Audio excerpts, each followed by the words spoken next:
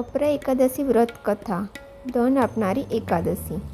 અપરા એકાદશીના અચલા એકાદશીના નામથી પણ ઓળખવામાં આવે છે, જે પૌરાણિક માન્યતાઓ મુજબ જ્યેષ્ઠ કૃષ્ણ પક્ષની એકાદશીને અપરા એકાદશી કહેવાય છે. આ દિવસે વ્રત કરવાથી અપાર ધન દોલતની પ્રાપ્તિ થાય છે. આ વ્રતનું મહત્વ એટલું છે કે આ દિવસે વ્રત રાખનાર દુનિયાભરમાં પ્રસિદ્ધ મેળવે છે. બધા પ્રકારના પાપો અને કષ્ટોથી મુક્ત થઈ જાય છે. જ્યેષ્ઠ મહિનાના કૃષ્ણ પક્ષની અગિયારસથી મનુષ્યને અપાર ધનની પ્રાપ્તિ થાય છે અને બધા પ્રકારના પાપોનો નાશ પણ થઈ જાય છે. તેથી આ અગિયારસ અપરાના નામથી પ્રસિદ્ધ છે. આ વખતે અગિયારસનું વ્રત 13 મેના રોજ છે. ભગવાનને અગિયારસની તિથિ પરમ પ્રિય છે. તેથી અગિયારસ વ્રતનું પાલન કરનારા ભક્તો પર પ્રભુની અપાર કૃપા કાયમ રહે છે. શું કહે છે વિધાન? વિધાન મુજબ અગિયારસ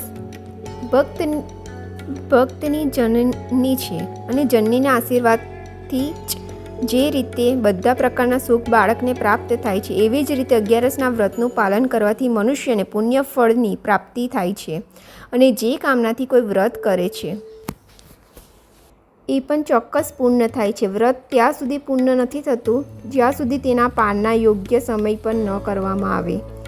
આજે આપણે અપરા એકાદશીની વ્રત કથા. શ્રી યુધિષ્ઠિર બોલ્યા, હે ભગવાન, વૈશાખ માસના કૃષ્ણ પક્ષની એકાદશીનું નામ શું છે તે કૃપા કરીને કહો. શ્રી કૃષ્ણ ભગવાન બોલ્યા, હે રાજન, વૈશાખ માસના કૃષ્ણ પક્ષની એકાદશીનું નામ અપરા છે, કારણ કે તે અપાર ધન તે પુણ્ય આપનારી અને પાપને નષ્ટ કરનારી છે. જે મનુષ્ય આ એકાદશીનું વ્રત કરે છે તેની આ લોકમાં પ્રસિદ્ધ થાય છે.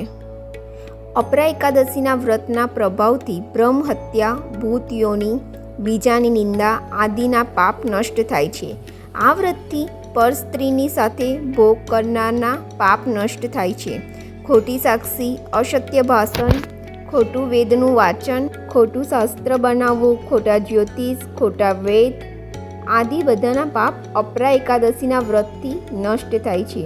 જો ક્ષત્રિય યુદ્ધ ક્ષેત્રથી ભાગી જાય તો તેઓ નરકમાં જાય છે, પરંતુ અપરા એકાદશીના વ્રતથી તેમને સ્વર્ગની પ્રાપ્તિ થાય છે.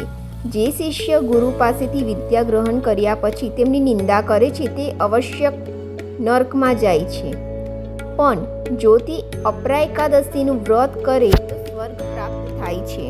જે ફળ 3 પુષ્કરોમાં સ્નાન કરવાથી અથવા કાર્તક માસમાં ગંગા સ્નાન કરવાથી અથવા પિંડદાન કરવાથી મળે છે, તે ફળ અપરા એકાદશીનું વ્રત કરવાથી મળે છે.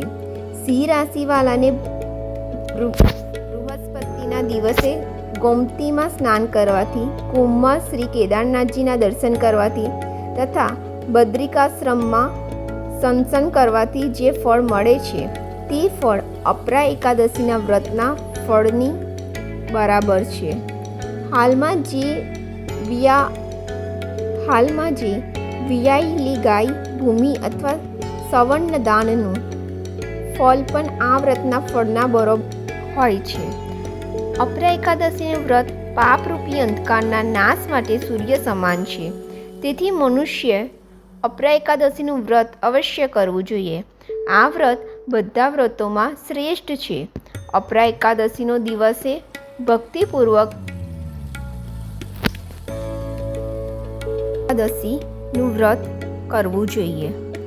જો મારો આ વિડીયો તમને ગમ્યો હોય તો એને લાઈક, સબસ્ક્રાઈબર કરી શેર કરજો. મારી નમ્ર વિનંતી છે. જય શ્રી કૃષ્ણ.